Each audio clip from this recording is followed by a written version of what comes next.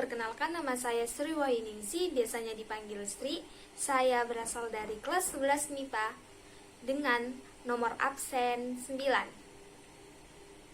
Di sini saya akan memenuhi tugas fisika saya, yaitu bagaimana cara kerja kapal selam. Nah, sebelum masuk ke materi, saya mau nanya dulu nih.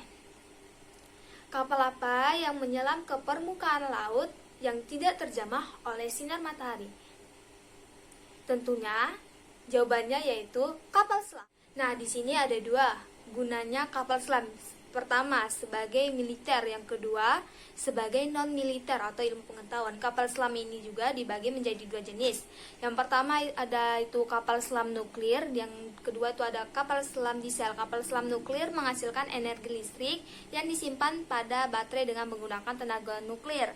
Tenaga nuklir ini tidak membutuhkan oksigen, sehingga kapal selam ini mampu bertahan di dalam air selama persediaan oksigen untuk logistik itu habis.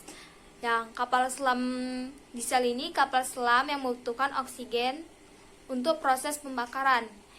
Ketika baterai habis, maka kapal selam ini harus muncul ke permukaan air untuk mengisi baterai tersebut. Kejadiannya seperti kapal 402, kapal selam 402. Kapal selam ini sangat berkaitan dengan hukum Archimedes. Apakah kalian masih ingat apa itu bunyi hukum Archimedes? Ialah benda yang dicelupkan sebagian atau seluruh ke dalam fluida akan mengalami gaya ke atas atau namanya itu gaya apung sebanding dengan besarnya berat fluida yang dipindahkan. Besarnya gaya angkat ini dikali massa jenis gravitasi dan volume benda tersebut. Nih, misalnya benda seperti di gambar, ini kapal selam.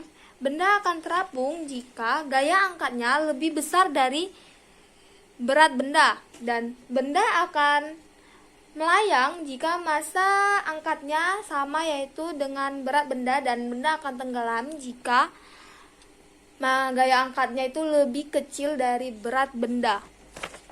Ini seperti di gambar. Ini gambar kapal selamnya, beratnya. Cara kerja pada kapal selam ini dilakukan secara rekayasa massa jenis karena kapal selam memiliki rongga udara yang difungsikan sebagai perekayasan gaya angkat tersebut. Adapun itu gambarnya seperti ini dalam kapal selam. Seperti ini gambar dalam kapal selam ya. Yang pertama itu adalah tangki balas. Tangki balas ini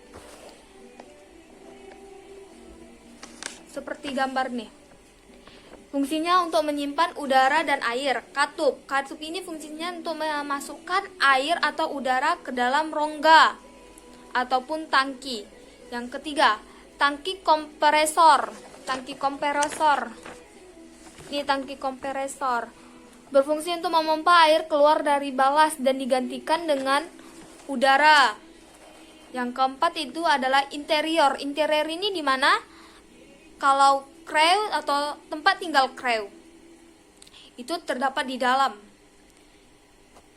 Ruangannya tuh seperti kayak sangat sempit. Ketika tangki balas terbuka, air akan masuk ke dalam kapal dan akan menyelam, dibiarkan masuk, dan air tersebut itu dibiarkan masuk sampai dengan kedalaman kapal yang diinginkan. Kemudian udara yang terkeluar akan menuju tangki balas, maka air akan terdorong keluar, sehingga kapal ini akan menjadi ringan dan akan meningkatkan gaya apung atau timbul ke permukaan.